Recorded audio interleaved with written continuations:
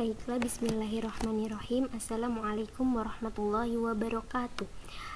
Teruntuk anak-anakku yang ingin melangsungkan usek, mari kita bersama-sama yuk kita membahas materi kita untuk materi nahwu dan sorof ya. Untuk kelas 9D, kelas 9E, solih-solihah, semoga Allah mudahkan langkah kita dan Allah mudahkan kita semua untuk menjawab soal dengan baik, dengan mudah dan dengan lancar. Allahumma amin. Nabda dari sana yaum biqiraati al-basmalah. Bismillahirrahmanirrahim. Baiklah, kita mulai ya nak ya.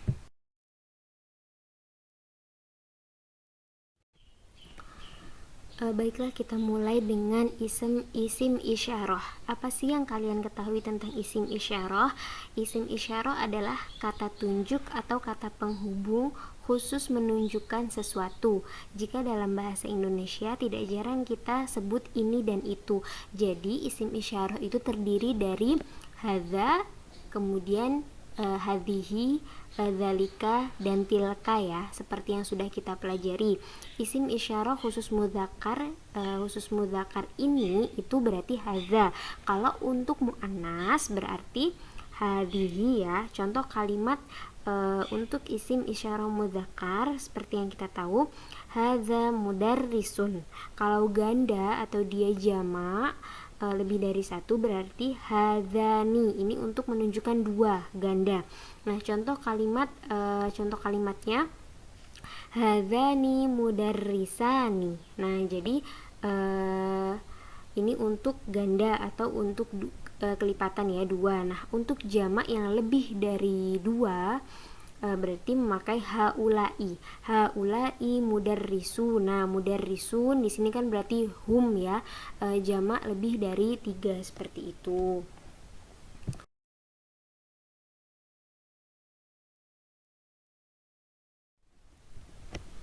Kemudian untuk isim isyarah khusus mudzakkar. Nah, mudzakkar itu sama aja yang itu, berarti bahasa Arabnya adalah dzalika. Contoh kalimatnya untuk dzalika itu kan mudzakkar. Kalau itu untuk muannas berarti tilka, seperti itu ya. Contoh kalimatnya dzalika mudarrisun. Itu adalah guru laki-laki. Kemudian jika ganda berarti apa? Dzanika mudarrisani, seperti itu. Nah, kalau jamak lebih dari dua, berarti tiga ya, lebih banyak berarti ulaika mudarrisuna, seperti itu. Nah, kalau contoh isim isyarah khusus muannas tadi sudah Ustazah sebutkan ya. Untuk yang tunggal atau satu berarti hadhihi, untuk dua berarti hatani, dan untuk lebih dari dua jamak hum memakai haulai, seperti contohnya hadhihi mudarrisatun, berarti ini adalah guru perempuan karena muannas ya. Kemudian jika dua berarti hatani mudarrisatani. Jangan lupa ditambah dengan tun atau ta karena menyebutkan muannas bukan mudzakkar ya, diingat-ingat. Kemudian kalau lebih dari tiga berarti haulai mudarrisatun atau mudarrisat. Nah, ini karena dia jamak lebih dari dua, seperti itu.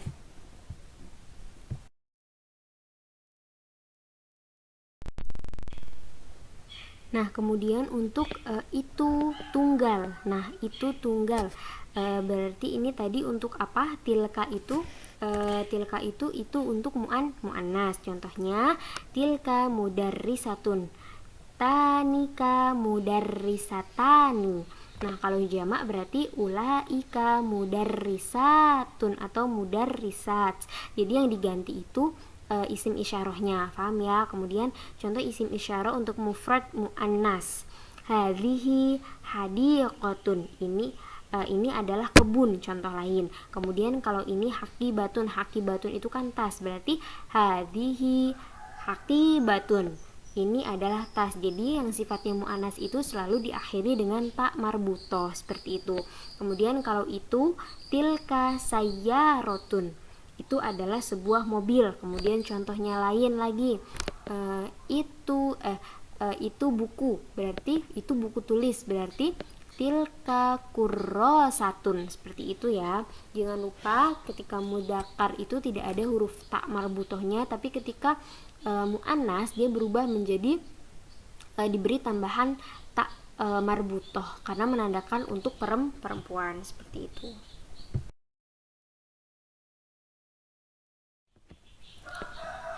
Baik, kemudian kita lanjutkan lagi untuk domir munfasil. Nah, domir munfasil di sini apa sih?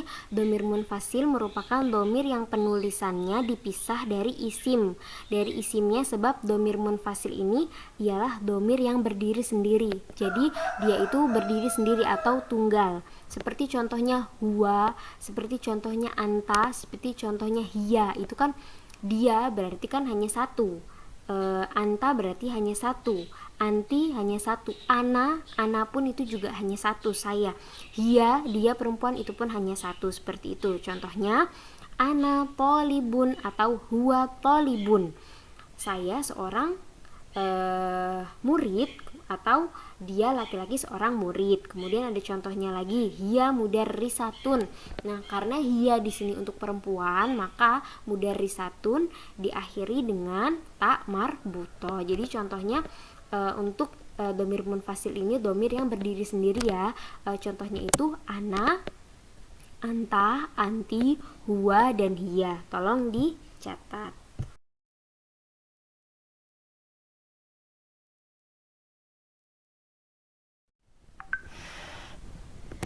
Baiklah, kita lanjutkan. Yang selanjutnya adalah domir mutasil.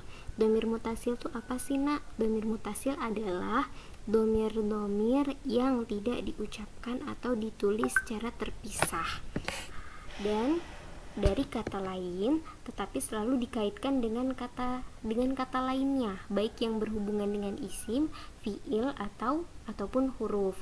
Nah, jadi di sini domir mutasil itu domir yang berhubungan, paham? Seperti contohnya ketika Ustazah membuat contoh seperti hadhihi Muhammadun ismuhu. Nah, domir mutasilnya adalah ismuhu. Yang pertama kan ismun. Nah, kemudian ditambah lagi dengan hu. Bukan domirnya. Nah, itu kan digabung, berarti mutasil itu kan artinya saling berhubungan. Jadi contohnya seperti ismuhu hadhihi atau hadza Muhammadun, hadza talibun, seperti contohnya hadza talibun ismuhu Muhammadun, seperti itu. Ini adalah seorang siswa, namanya dia adalah Muhammad, seperti itu. Paham ya?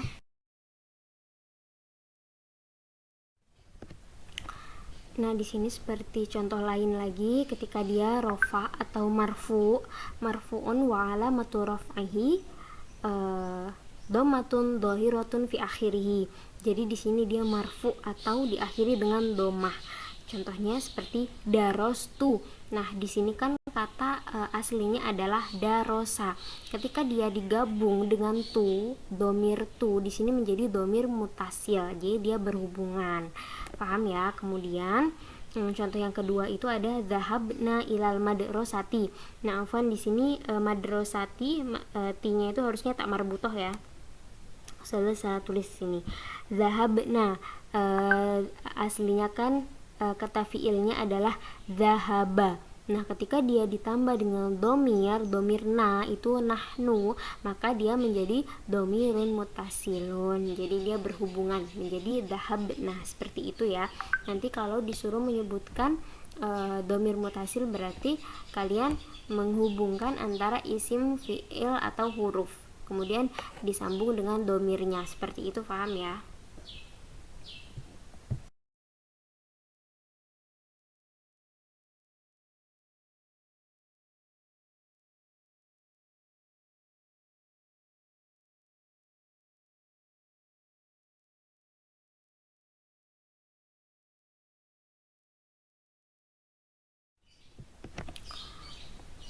Baik, selanjutnya adalah fi'il amr. Kalian tahu fi'il amr itu apa? Fi'il amr merupakan kata kerja yang menunjukkan kata perintah atau kata permohonan. Nah, biasanya ketika kita menyuruh, ketika kita ingin memerintah itu kita namakan menjadi fi'il amr. Nah, fi'il amr ketika dia itu fi'lul madinya atau aslu kalimatnya itu dari berjumlah 3 huruf seperti contohnya kataba, maka dia menggunakan hamzah wasol. Hamzah wasol di sini berarti contohnya adalah uktub. Tapi ketika dia memiliki 4 huruf dari fi'lil madi atau aslul kalimat, aslul kalimahnya dari asli katanya seperti akhroja yukhriju. Nah, akhroja hamzah kho, ro, jim. Nah, itu kan ada empat huruf ya. Ada 4 huruf. Nah, itu kalau 4 huruf dia memakai hamzah koto. Tapi kalau 3 huruf memakai hamzah wasol. Nah, nanti dibaca lagi. Kalau ada yang tidak paham silahkan boleh tanya ke Ustazah, boleh japri. Nah, contoh-contohnya adalah yang menggunakan 3 huruf tadi dari kataba menjadi ukhruj. Kemudian yang 4 huruf hamzah koto itu dari kata akhroja menjadi ukhruj, seperti itu.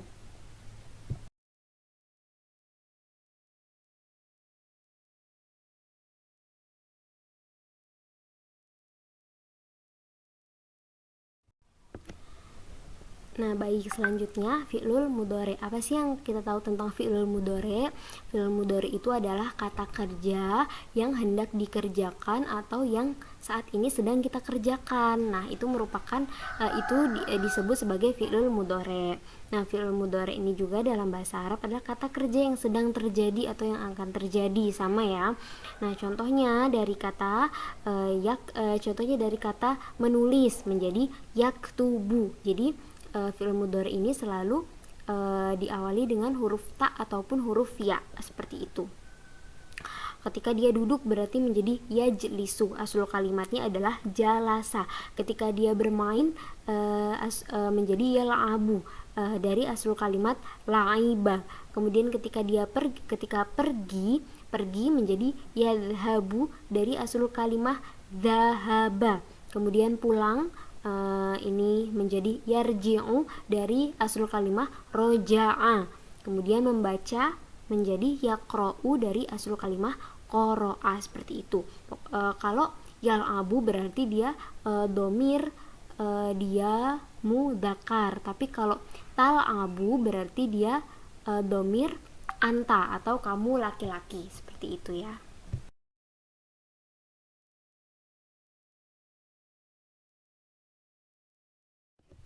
Nah, lanjut lagi kita belajar tentang fi'lul madi. Apa sih yang kita tahu dari fi'lul madi?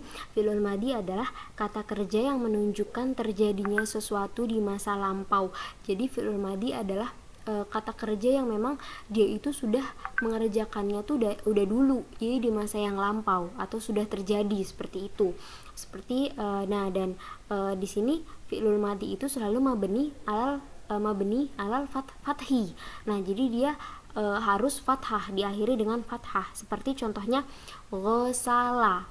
Nah, la-nya itu kan fathah. Terus seperti intaqola, berpindah, seperti itu. Kemudian seperti kataba. Nah, itu kan selalu fathah, mabni alal fathi. Saro, contohnya adalah berjalan, itu kan mabni alal fathi, jadi selalu diakhiri dengan kata fathah, seperti itu ya.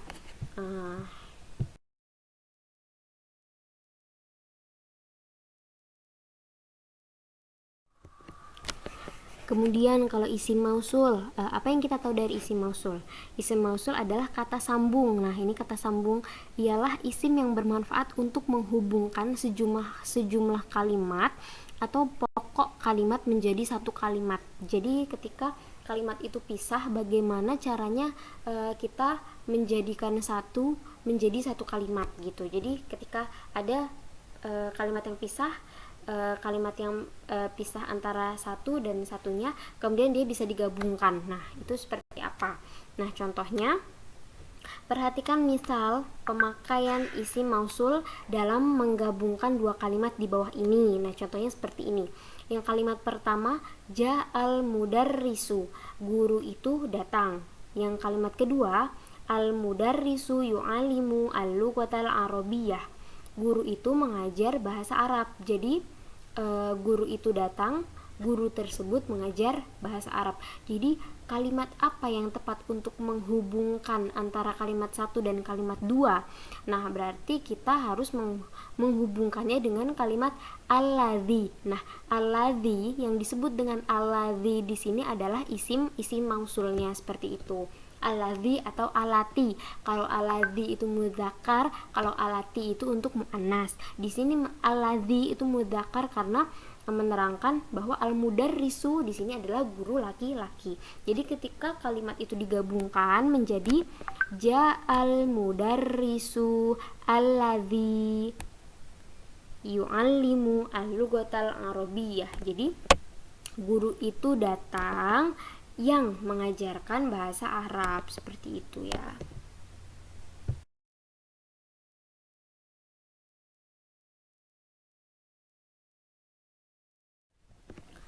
Nah, kemudian materi kita yang terakhir adalah tentang isim tafdil. Isim tafdil adalah isim yang dibentuk dari wazan af'alu. Jadi isim tafdil di sini syaratnya harus terbentuk dari wazan af'alu ya. Bukan af'ala, bukan af'ilu, bukan af'ulu, tapi af'alu. Diingat-ingat, dari wazan af'alu. Isim tafdil termasuk isim yang mamnu minas sorof atau tidak bertanwin. Nah, di sini syarat yang kedua, kalau isim tafdil itu tidak bertanwin. Kemudian penggunaan isim tafdil digunakan untuk mengekspresikan sebuah perbandingan antara suatu dengan yang lainnya. Nah, jadi dia membandingkan sesuatu. Seperti contohnya di sini ada kata panjang. Panjang itu bahasa Arabnya adalah tawilun. Nah, berarti kalau kita membuat kalimat contohnya kursi itu lebih panjang, berarti dzalikal kursi atwalu. Jadi tawilun isim tafdilnya adalah lebih panjang, itu berarti atwalu. Paham? Berarti kalau dari kata shogirun berarti isim tafdilnya adalah asghoru. Shogirun itu kan lebih kecil. Kemudian kalau kata jamilun kan indah, berarti isim tafdilnya adalah ajmalu gitu. Pasti selalu diawali dengan alif atau hamzah. Kan tadi wazannya adalah af'alu, ajmalu ya kan. Kalau wazan af'alu berarti ajmalu, atwalu, asghoru. Hurufnya sama-sama kan. Nah, seperti itu ya anak-anakku, solih-solihah. Semoga kalian bisa mempelajarinya dengan baik, dengan mudah. Kalau ada yang kurang paham silahkan ditanyakan ke Ustadzah. Boleh WA Ustadzah, boleh japri Ustadzah, boleh tanya sebanyak-banyaknya. Ustadzah harap kalian semua bertanya ya, paham, karena dalil bahwa orang itu paham adalah dengan orang itu bertanya. Kalau orang itu tidak bertanya, berarti dalil bahwa dia antara faham dan tidak faham, seperti itu. Kalau dia bertanya, Ustadzah, saya mau bertanya, kok bisa seperti ini? Nah, artinya dia mikir. Kalau mikir artinya dia ingin memecahkan suatu hal dengan sebuah pertanyaan untuk mendapatkan jawaban yang puas, jawaban yang betul, seperti itu. Ma'atamaniya tilakum bitaufiqi wa najah. Syukron, wassalamualaikum warahmatullahi wabarakatuh.